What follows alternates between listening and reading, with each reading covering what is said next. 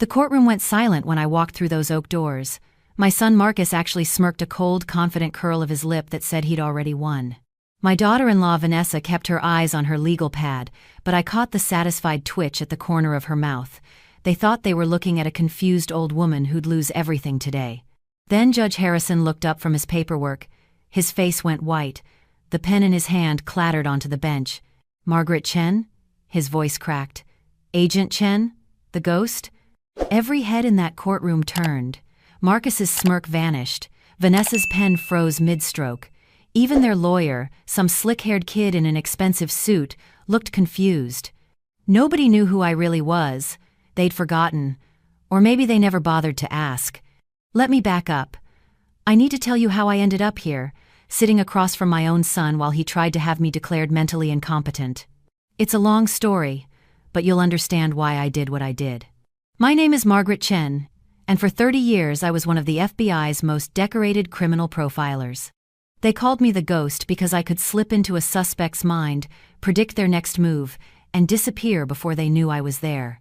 I tracked serial killers, white-collar criminals, organized crime bosses. I'd interviewed monsters who'd look you dead in the eye and lie without a single tell. I'd caught people who thought they were too smart to get caught. I retired 5 years ago at 63. Not because I wanted to, but because I had to. My husband James had been diagnosed with early-onset Alzheimer's at 59. Watching him disappear piece by piece, that was harder than any case I'd ever worked. He'd forget my name, forget where he was, forget that we'd been married for 35 years. Some days he'd recognize me for just a moment, and I'd see the man I loved trapped inside a mind that was betraying him. I took early retirement to care for him. The Bureau wanted me to stay, said I could work reduced hours, but I couldn't do that to James. He'd supported my career through late nights, missed birthdays, and weeks away on cases. It was my turn to be there for him. We'd lived in Seattle for 20 years in a beautiful Victorian house in Capitol Hill. James had restored it himself. When we first bought it, stripped the wallpaper, refinished the floors, replaced every window. He'd loved that house. Even when he couldn't remember my name, he'd run his hands along the crown molding and smile. Our son Marcus lived in the same city, just across town in a modern condo in Belltown. He was 42, worked in tech, made good money. We'd never been particularly close. My job had seen to that, but I'd always thought we had an understanding. He was busy with his own life. I was busy with mine. When James got sick, Marcus visited maybe once a month. Always rushed, always checking his phone, always with somewhere else to be. Then he married Vanessa 3 years ago. Vanessa was 37, a lawyer at a mid-sized firm downtown, beautiful in that polished, calculated way, perfect hair, perfect nails, perfect smile that never quite reached her eyes. I ran a background check on her the week after Marcus introduced us. Old habits. I found nothing alarming then, just a moderately successful career and a taste for expensive things she couldn't quite afford on her salary. James died 18 months ago. Pneumonia, finally, after the Alzheimer's had stripped away everything that made him James. I held his hand in that hospital room and felt something inside me crack. Not break, I'd seen too much in my career to break completely, but crack, deep enough that I knew I'd never be quite whole again. Marcus came to the funeral, of course. Vanessa came too, wearing black Prada and checking her phone during the service. My granddaughter Emily was 13 then, quiet and awkward, and she sat next to me through the whole thing. She held my hand when I couldn't speak during the eulogy. After James died, I felt untethered. The house felt too big, too empty, too full of memories. I started spending more time with Emily. She'd come over after school, and we'd bake cookies or I'd help her with homework. She reminded me so much of myself at that age. Smart, observant, uncomfortable in her own skin. Marcus and Vanessa started visiting more often after the funeral. At first I thought they were being supportive, but their visits had a pattern. They'd walk through the house, comment on how I was keeping up with things, suggest that maybe the house was too much for me to handle alone. Vanessa would run her finger along the mantelpiece, checking for dust. Marcus would ask if I was managing okay financially. Then came the concerned phone calls. Was I eating enough? Was I remembering to take my vitamins? Had I been to the doctor lately? The questions felt wrong, too practiced, like they were building a file. 6 months after James died, they took me to lunch at this upscale restaurant in downtown Seattle. Vanessa ordered for me some salad I didn't want, and then they presented their proposal. They wanted me to sell the house, move into a nice assisted living facility. They'd help me manage my finances so I wouldn't have to worry about all those complicated decisions. I smiled and thanked them for their concern, told them I was fine. The house was paid off, my pension was solid, and I wasn't ready to give up my independence. Vanessa's perfect smile tightened. Marcus looked disappointed. They dropped it, but I knew it wasn't over. I'd seen this before in my work, people who wanted something they weren't entitled to, testing boundaries, probing for weaknesses. I started paying attention, really paying attention, the way I used to on cases. Marcus began bringing up my forgetfulness. Did I remember our lunch next Tuesday? Had I forgotten to call him back yesterday? I kept detailed notes and checked them obsessively. I hadn't forgotten anything. He was manufacturing events that never happened, then acting concerned when I couldn't confirm them. Vanessa would visit and rearrange things in my house. Just tidying up a bit, Margaret, she'd say. Then Marcus would come by and express worry about my disorganization. I started taking photos of every room before they visited. Emily noticed something was wrong. She was 15 now, and sharp in a way that reminded me of myself at that age. She'd watch her parents with narrow eyes during their visits, and after they left, she'd ask me quiet questions. "Grandma, are you really forgetting things?" I told her I wasn't. She believed me. The petition came 8 months ago. Marcus and Vanessa filed for guardianship, claiming I was mentally incompetent. They had evidence photos of my supposedly disorganized house, statements from Marcus about my memory problems, a note from a doctor I'd never seen claiming I'd missed appointments. A social worker came to evaluate me, a nice woman in her 30s named Jennifer, who asked me careful questions and looked around my house with worried eyes. I could see what she was seeing: a woman living alone in a big house, a widow still grieving, someone who might need help. I played it just confused enough to be believable, not so far gone that she'd recommend immediate intervention, but enough that she'd mark concerns on her evaluation form. Jennifer recommended follow-up visits and suggested I might benefit from additional support. Because here's what I'd figured out by then: Vanessa was stealing from her clients. It started with small things I noticed during their visits. Vanessa would take phone calls in my kitchen, thinking I wasn't listening. Legal jargon, settlement amounts, trust accounts. But her tone was wrong, too anxious, too defensive. Then I overheard her arguing with Marcus one evening, when they thought I was napping upstairs. "We need that house money now," Vanessa had hissed. "The audit is in 3 months. If we don't..." Marcus had cut her off when he heard me on the stairs. I'd spent 30 years reading criminals. I knew exactly what I was hearing. That night, I dug out my old case files from the basement.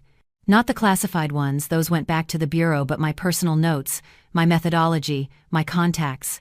I might be retired, but I still remembered how to investigate. I started with Vanessa's law firm, made some calls to old colleagues who owed me favors. Found out that Vanessa handled personal injury settlements, managing trust accounts for clients who'd received large payouts. Perfect opportunity for embezzlement if you were smart about it. Small amounts over time, from people who might not notice or might not be in a position to complain. I needed access to financial records. That meant I needed to give them a reason to think I wasn't a threat. So I became the confused old woman they wanted me to be. I started forgetting things during their visits. What day was it? Had they called me yesterday? I'd wander around looking for my reading glasses when they were on my head. I'd tell the same story twice in one conversation. I made myself into exactly what their petition claimed I was. Marcus seemed relieved. Vanessa looked satisfied. They stopped being careful around me. I wore long sleeves to hide the small recording device I'd borrowed from a former colleague. FBI-grade equipment, completely legal as long as I was part of the conversation. I recorded every visit, every phone call, every word they said in my house. Vanessa got careless. She'd take phone calls right in front of me, discussing transfer schedules and account adjustments with someone she called David. She assumed I was too confused to understand. She was wrong. I cross-referenced names from Vanessa's conversations with court records of personal injury settlements her firm had handled. Found 3 clients whose settlements she'd managed: a car accident victim, a medical malpractice case, and a workplace injury case. Total settlements, $3.2 million. All 3 clients had gotten their initial payments, then smaller monthly amounts from trust accounts Vanessa administered. I contacted all 3. told them I was writing a book about the legal profession, doing research on trust account management. 2 of them were happy to share their experiences. The third was suspicious, but that was fine. I only needed 2 to establish a pattern. Both confirmed they'd received less money than they expected. Both said Vanessa had explained it as administrative fees and investment adjustments. Both had statements showing regular withdrawals from their trust accounts that they'd never authorized. I compiled everything: recordings, financial records, witness statements, email printouts I'd carefully gathered from Vanessa's laptop when she left it open on my kitchen table. I built a case file that would have made my old FBI team proud. Then came the moment that almost broke my resolve. It was a Wednesday morning, early. I was in my kitchen making coffee when my chest tightened. Not pain exactly, but wrong. Pressure, difficulty breathing. I'd read enough medical reports to know what a heart attack might feel like. I called Marcus. Tried to keep my voice steady. "Marcus, I need you to take me to the hospital. I think something's wrong with my heart." There was a pause. A long pause where I could hear him breathing on the other end. "Mom, I'm in a meeting. Can you call no Canticun Ardeg? I don't want to make a fuss. I just need..." "Mom, I really can't leave right now. Just call 911. That's what they're there for." The line went dead. He'd hung up on me. I sat there in my kitchen, phone in my shaking hand, and felt something I hadn't felt in all my years chasing criminals. True heartbreak. Not from a possible heart attack, it turned out to be severe anxiety, but from the realization that my son cared more about whatever meeting he was in than whether his mother was dying. I called Emily instead. She was at school, but she saw my text and called me right back. "Grandma? What's wrong?" I could barely speak. "I need help." "I'm coming. Stay there. I'm calling 911, and I'm coming." She did both. The paramedics arrived in 8 minutes. Emily got there in 12, having convinced her school to let her leave. She held my hand in the ambulance. She sat with me through the ER tests. She was there when they confirmed it wasn't a heart attack, just a panic attack, but I should follow up with my doctor. Marcus showed up 4 hours later. Vanessa came with him, looking annoyed at the inconvenience. "See, Mom?" Marcus said, like he was explaining something to a child. "This is why we're worried about you. These panic attacks, the confusion, you need more support than you're getting." Emily stared at her father with something like hatred. "She called you this morning, Dad. She asked for help and you hung up on her." "I was in an important meeting, Em. Your grandmother needs to learn to use emergency services appropriately. She thought she was having a heart attack. Which is why professionals should handle it, not family members who aren't trained." I watched him perform this logical gymnastics and saw him clearly for the first time in years. This wasn't the little boy I'd raised. This wasn't even the distant adult son I'd made peace with. This was a stranger who'd been coached by his wife on exactly how to frame my incompetence for maximum legal effect. Vanessa put her hand on Marcus's arm. "We're just concerned, Margaret. These incidents keep happening. Maybe it's time to seriously consider our proposal." I looked at her perfectly composed face and thought, "You have no idea what's coming." 2 weeks later, we were back in court for a competency hearing. Their lawyer presented their evidence: photos, medical reports, statements from Marcus about my declining condition. The social worker testified about her concerns. Even my neighbor, Mrs. Patterson, had been convinced to testify that she'd seen me wandering around my yard in my nightgown at odd hours. I sat there in my sensible cardigan and slacks, playing the role of confused elderly woman. I fumbled with my water glass. I asked the judge to repeat questions. I looked appropriately overwhelmed by the proceedings. Their lawyer was confident. Marcus looked sympathetic but determined. Vanessa kept checking her phone. Then my lawyer stood up. I'd hired Frank Morrison, an old friend from my FBI days who'd retired and gone into private practice. Frank was 72, looked like someone's kindly grandfather, and had one of the sharpest legal minds I'd ever encountered. "Your Honor," Frank said quietly, "the defense would like to call a witness." "What witness?" their lawyer sputtered. "There was no witness on the disclosure list." "The defendant herself," Frank said. "Margaret Chen would like to testify." That's when Judge Harrison really looked at me. I saw the moment of recognition in his eyes. I'd testified in his courtroom twice, 15 years ago, when he was a district judge handling federal cases. I'd helped put away a trafficking ring that had operated through the Seattle ports. He'd called my testimony the most precise and devastating evidence presentation he'd ever witnessed. "Agent Chen," he said, and the courtroom erupted. Marcus's lawyer started objecting. Marcus looked confused. Vanessa went very still. I stood up, and it was like shedding a costume. The confused elderly woman disappeared. I straightened my shoulders, met the judge's eyes, and let him see exactly who I was. "Your Honor, I apologize for the deception, but I needed to ensure certain parties believed I was exactly what they claimed: incompetent, confused, easy to manipulate. They needed to feel safe enough to incriminate themselves." I turned to Marcus and Vanessa. "You see, while you were building your case about my supposed incompetence, I was building a case of my own, about embezzlement, fraud, and conspiracy to commit elder abuse." Vanessa stood up. "This is ridiculous. Your Honor, she's clearly—" "Sit down, Miss Reeves," Judge Harrison said quietly. His tone could have frozen nitrogen. Frank handed me a folder. I opened it and pulled out the first document.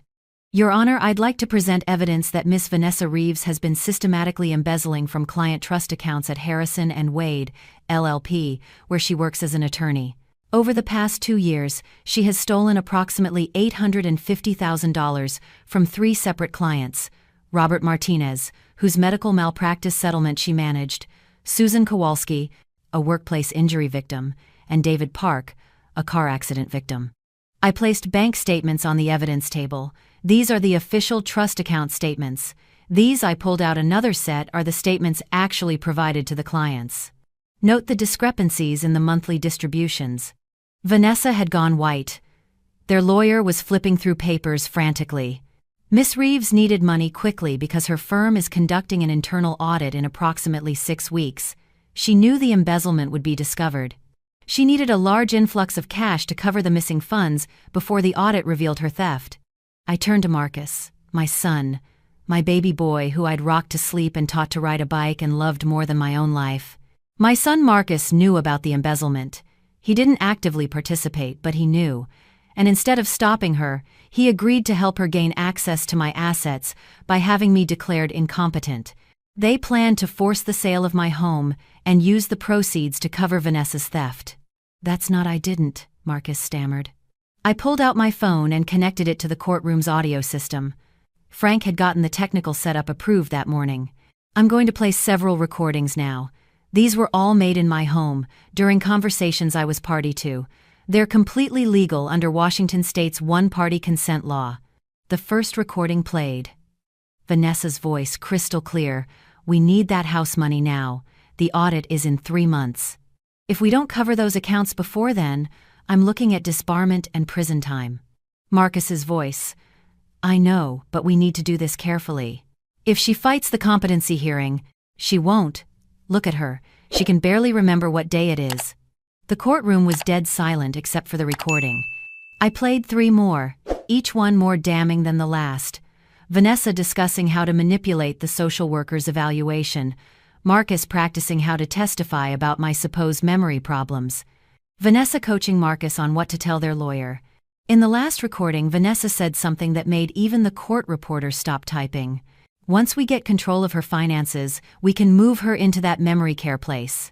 She won't even know what's happening, and if she dies in there before the money runs out, well, Emily gets everything anyway, and she's young enough to manipulate." Emily made a small sound from where she sat in the gallery. I couldn't look at her. If I looked at her, I'd break. "Your Honor," Frank said into the silence that followed, "we're requesting immediate dismissal of the competency petition. Additionally, we're requesting an emergency investigation into Miss Reeves's client trust accounts and immediate protective measures for the 3 victims I've identified." Judge Harrison looked at Vanessa like she was something he'd scraped off his shoe. "Miss Reeves, you have the right to remain silent. I strongly suggest you exercise it. Bailiff, please contact the King County Prosecutor's Office. I want someone from their fraud division here immediately." He turned to Marcus. "Mr. Chen, you're not currently charged with any crime, but I'd advise you to obtain independent legal counsel.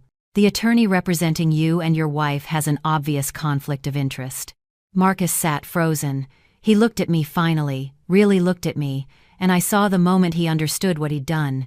Not just the legal implications, but the moral weight of it.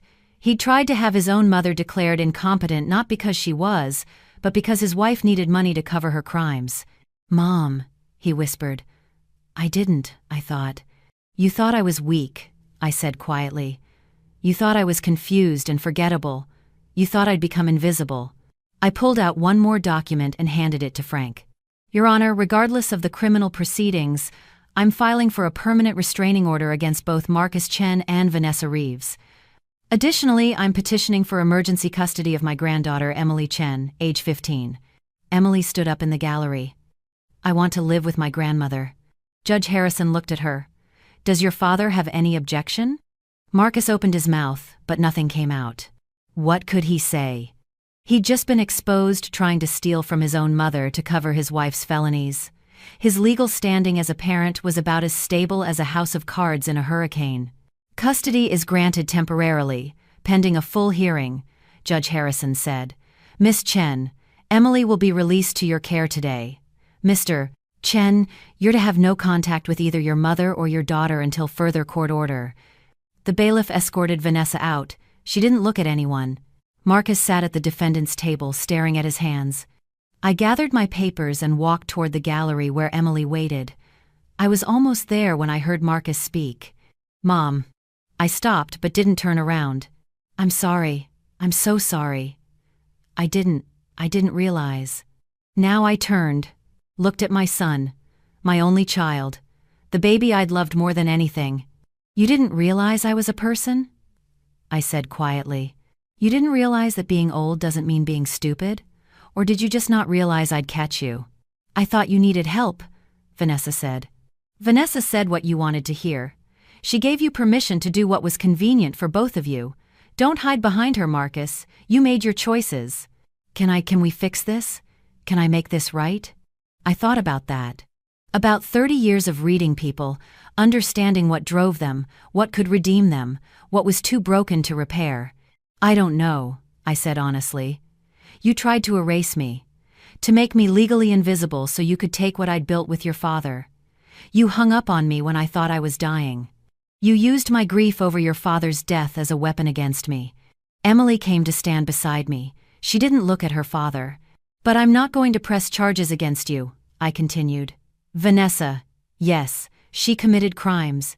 You made choices that were wrong, but you didn't break the law.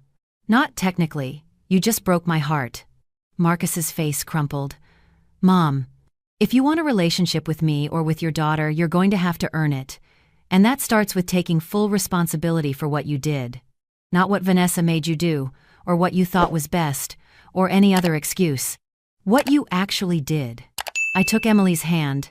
"I'm going to take my granddaughter home now. When you're ready to be honest with yourself and with us, you know where to find me." We walked out of that courtroom together, Emily and I. Behind us, I heard Marcus crying. I didn't look back. The next 3 weeks were a blur of legal proceedings.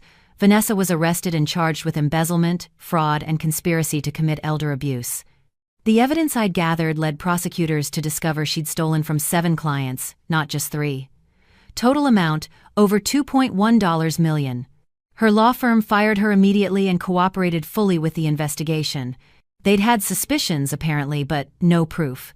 My case file gave them everything they needed. Marcus filed for divorce. He lost his job. The tech company decided they didn't want the publicity of employing someone who'd tried to have his mother declared incompetent. He moved into a studio apartment in Beacon Hill and started seeing a therapist. Emily moved into my house. We cleared out James's office and turned it into her room. She painted the walls purple and hung string lights and put up posters of bands I'd never heard of. It was perfect. She asked me questions sometimes, late at night when we were both awake reading in the living room. "How did you know?" she asked one evening. "About Vanessa, I mean. When did you figure it out?" "The first time I met her," I said. "Not that she was embezzling specifically, but I knew she was running some kind of con. She had the tells." "Tells?" "Everyone has them. Little behavioral patterns that reveal when they're lying or hiding something. Vanessa touched her necklace whenever she was about to lie. She'd also subtly mirror whoever she was trying to manipulate, adopt their speech patterns, their posture, classic con artist behavior." "And Dad?" "That was harder. Your father isn't a bad person, Emily. He's a weak person. There's a difference. Bad people hurt others because they want to. Weak people hurt others because they're afraid of loss, of failure, of being uncomfortable. Your father was afraid of not having enough money, of disappointing his wife, of facing hard truths. So he took the easy route. Is that forgivable? I don't know yet. But I know it's understandable. That doesn't make it okay, but it makes it human. She was quiet for a while. Then, Grandma, why did you let them think you were confused? Wasn't that scary? Terrifying, I admitted. Because what if I'd been wrong? What if I really was losing my mind and I just didn't realize it? That's the cruel thing about dementia, you can't always trust your own judgment about whether you have it. But you weren't wrong. No, but I had to risk everything to prove that. My reputation, my independence, my sense of self. I had to become what they accused me of being. That's not something you do lightly. Was it worth it? I looked at her, this bright, fierce girl who reminded me so much of myself at that age. Who was safe now, who wouldn't grow up learning that manipulation and greed were acceptable. Yes, I said. It was worth it. Vanessa's trial happened 4 months later. I testified for 3 hours, walking the jury through exactly how I'd built my case. The prosecutor called me the most prepared witness in Washington state legal history. Vanessa got 7 years in federal prison. Marcus came to my house 6 months after the competency hearing. Emily was at school. I invited him in but didn't offer coffee. I've been in therapy, he said. 3 times a week. Working on everything. Good. I wrote you letters, 12 of them. I never sent them because I didn't think I'd gotten the words right yet. But I think maybe I'll never get them perfectly right, so I should just say it. He took a breath. I was jealous of you. My whole life. You were this incredible person with this important career and I was just me. Tech guy, nothing special. When Dad got sick and you retired to take care of him, part of me was relieved. Finally, you were just a regular person, just my mom. Go on, I said quietly. Then when Dad died, you were just so strong, even in grief. And I realized I'd never be like you. I'd never have that strength or that clarity or that purpose. I was 42 years old and I'd never done anything that mattered. He wiped his eyes. Vanessa made me feel important. She needed me. She told me I was smart and capable and she couldn't do things without me. And when she needed money, I saw a way to be the hero. To solve her problems. To be the strong one for once. By making me the weak one, I said. By making you the weak one, he agreed. I told myself it was for your own good, that you'd be happier with less responsibility, that you were declining anyway. I told myself a lot of lies. Why are you telling me this now? Because my therapist says I need to take responsibility without expecting forgiveness, that the work is the work, regardless of the outcome. So I'm not asking you to forgive me, Mom. I'm just telling you I understand what I did. I understand that I tried to erase you because it was easier than admitting I felt erased by you my whole life. I sat with that. I wasn't a good mother, I said finally. I was a good agent. I was a good wife to your father. But I missed too many of your school events, too many birthdays, too many moments. I chose my work over you more times than I want to count. Yeah, he said. You did. That doesn't excuse what you did. No, it doesn't. We sat in silence for a while. Emily misses you, I said finally. She won't admit it, but she does. She's angry at you, but she loves you. She's 15. She needs her father. Does she want to see me? I don't know. But I think you should ask her yourself. Write her a letter, a real one. Tell her the truth. Let her decide. Marcus nodded. Can I tell you something about Dad? Yes. At the end, when he didn't remember anyone else, he still remembered you. Not your name, but he knew you were important. He'd see you and his whole face would light up. Like he couldn't remember the details, but his heart remembered. I was jealous of that too, that even without his mind, he loved you that much. My eyes burned. He loved you too. He was so proud of you. I know. I wish I'd been worth it. You still can be, I said. It's not too late to become someone your father would be proud of. Someone I can be proud of. Someone Emily can be proud of. I'd like that. I don't know how, but I'd like that. I stood up. Start with the truth. Always the truth. Even when it's hard. Especially when it's hard. He left after that. I watched him walk down my front path, shoulders hunched, hands in his pockets. He looked small, lost, but also, maybe, like someone who was starting to find his way. Emily came home from school an hour later. Was that Dad's car I saw leaving? Yes. What did he want? To apologize. To try to explain. To start making amends. Do you believe him? I believe he wants to change. Whether he actually will, that takes time. Actions, not words. Did you forgive him? Not yet. Maybe not ever. But I'm leaving the door open for the possibility. She thought about that. He sent me a letter. I haven't opened it. You don't have to. But maybe I will. Eventually. That's your choice, sweetheart. There's no rush. That night, I went through old photo albums. Found pictures of Marcus as a baby, as a toddler, as a little boy. In every photo where I was present, I was in FBI gear or business attire. Always working. Always somewhere else, even when I was physically there. I'd caught serial killers and crime bosses. I'd put away some of the worst people in the country. But I'd failed to see my own son becoming someone who needed catching. Maybe that was the real lesson. That you could be brilliant at reading strangers and blind to the people closest to you. That professional success didn't equal personal success. That titles like the ghost and decorated agent didn't make you a better mother. I thought about James, about how he'd supported my career even when it meant sacrificing time with me, how he'd never made me choose between my work and my family because he knew how much the work mattered to me, how he'd loved me anyway, even when I came home late or missed dinner or spent weekends reviewing case files. I hope I did right by you, I whispered to his photo. I hope you'd be proud of how I handled this. Emily appeared in the doorway. Grandma, are you okay? Just thinking about your grandfather. I wish I'd known him better. Before the Alzheimer's. He was remarkable, patient, kind, strong in ways I never was. He would have known how to handle Marcus better than I did. You handled it fine. You stopped them. You protected yourself and me. That's what mattered. I could have stopped it earlier. Before it got to court. If I'd been more present in Marcus's life, maybe none of this would have happened.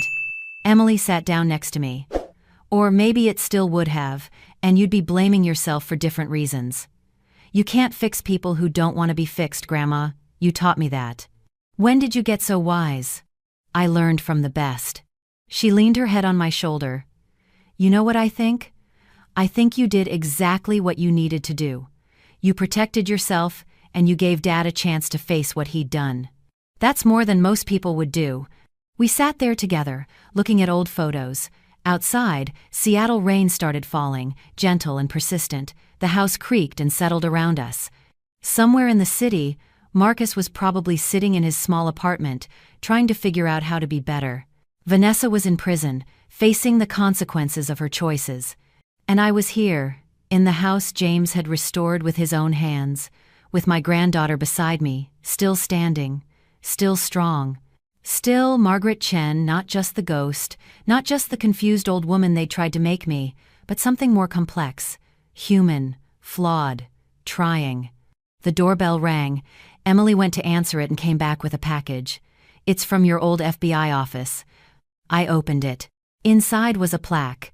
In recognition of Margaret the ghost, Chen's continued dedication to justice. Some agents retire, others just change jurisdictions. Underneath was a note from my former boss. Heard about your case. Nicest retirement present. You could have given us, reminding everyone not to mess with FBI agents, even the retired ones. Coffee soon? We could use your expertise on a cold case. Emily read over my shoulder. Are you going to do it? Maybe, I said. Just consulting. From home. If it doesn't interfere with being your grandmother. I think you should. You're too good at it not to. What about you? What do you want to be when you grow up? She grinned. I'm thinking lawyer. Someone has to keep you out of trouble. I laughed, really laughed, for the first time in months. Your grandfather would have loved that. Yeah, she said softly. I think he would have. Later that night, after Emily had gone to bed, I sat in James's favorite chair and thought about everything that had happened. About 30 years of chasing criminals. About losing James to Alzheimer's, about almost losing everything to my son's weakness and his wife's greed. But I'd survived. More than that, I'd won. Not because I was smarter or stronger or more righteous, but because I'd remembered something essential. I was Margaret Chen.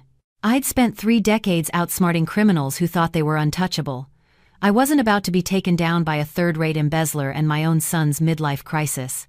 Some people think getting old means becoming invisible. They think it means losing your edge, your relevance, your power. They see gray hair and wrinkles and assume weakness. They forget that age is experience. That the quiet old woman in the corner might be someone who's seen things, done things, survived things that would break younger people. That silence isn't confusion, it's observation. That stillness isn't frailty, it's patience. They forget that the most dangerous opponents are the ones who've already won 1,000 battles you'll never know about. My son forgot that. His wife never learned it. They looked at me and saw an easy mark, a confused widow, a woman past her prime. They forgot I was the ghost. And by the time they remembered, it was far too late. I picked up my phone and replied to my former boss's note, "Coffee sounds good, send me the case file." After all, retirement didn't mean stopping, it just meant choosing your battles more carefully, and I'd gotten very good at choosing battles I could win. Outside, the Seattle rain kept falling. Inside, my granddaughter slept safely upstairs. And I sat in my husband's chair, in the house he'd built with his own hands, exactly where I belonged. They'd tried to make me disappear. Instead, I'd reminded them why they used to call me the ghost. Because I could see them. I could predict them. I could catch them. And they never saw me coming until it was too late.